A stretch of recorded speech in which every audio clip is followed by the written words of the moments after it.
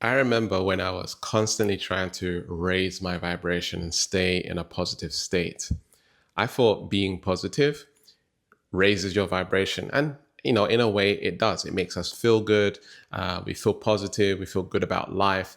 And we want to remain and stay in that energy. And sometimes life happens and then we're not able to maintain that positive energy and those positive thoughts, right? Co-workers or family members, friends, life just happens.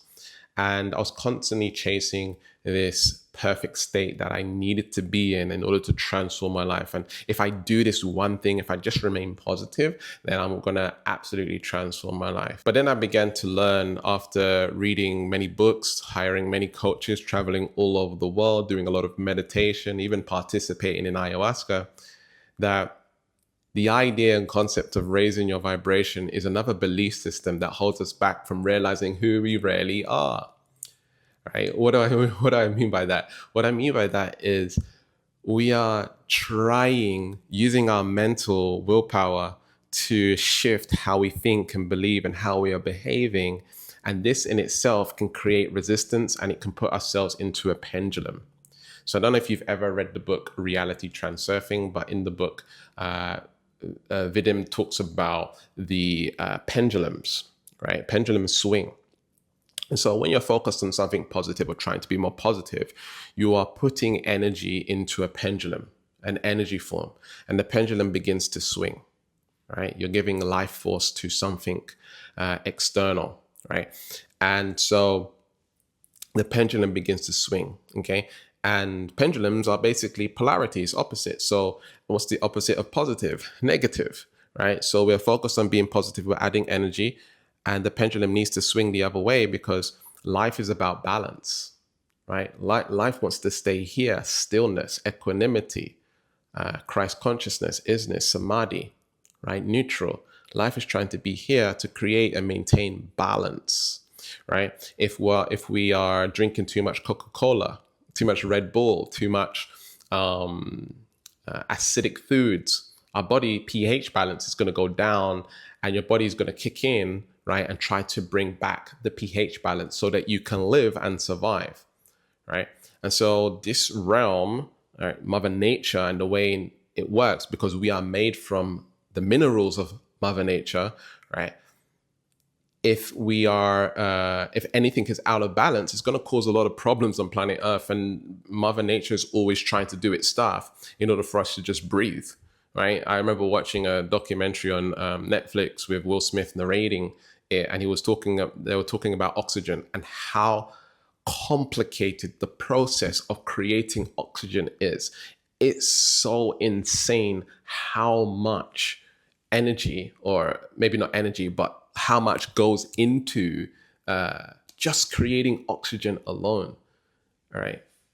And we're out here focused on these material things and not realizing the power of Mother Nature itself, the thing that you are made up from, right? And like that just made me so much more grateful and appreciative of this world that we live in, and Mother Nature and how it actually works. Very, very powerful intelligence behind that, and we can tap into that same intelligence if we allow it, if we are not focused so much on being in our minds and being in our egos and trying to control and control and control, because that's essentially what we're doing. That's what the ego does, is trying to control our lives, trying to control our reality so that we can feel a certain way. And that's the only reason we want things, is because we want to feel a certain way. And so we're constantly chasing a state. We're constantly chasing an emotion. So in this example, the state that we are chasing is a high vibrational state of positive thinking. But what if positive thinking is not all good, right? What if there's consequences or negatives to being positive, meaning the pendulum can swing the other way? And so just want to be very clear here. I'm not saying that there's anything bad with being positive. What I'm saying is people are attached to being positive. And the Buddha says the root cause of all suffering is attachment. Okay, so we attach ourselves to the pendulum of positivity, and then so we experience negativity. And so what we want to do is step back and not be attached to being positive or negative, just is. seeing it as a pendulum, and I don't need to be in a certain state in order to manifest. And just by stepping out of the pendulum itself will make you feel more positive because you're no longer attached to whether you're being negative or positive. You are in a state of consciousness. You are in a state of presence. You are in a state of enlightenment, seeing the objective reality rather than being subjective to being in the reality. You know, you're being objective and you're seeing that actually positive and negative has nothing to do with me, right? I am the manifestation of positive and negative energy combined. What do I mean by that?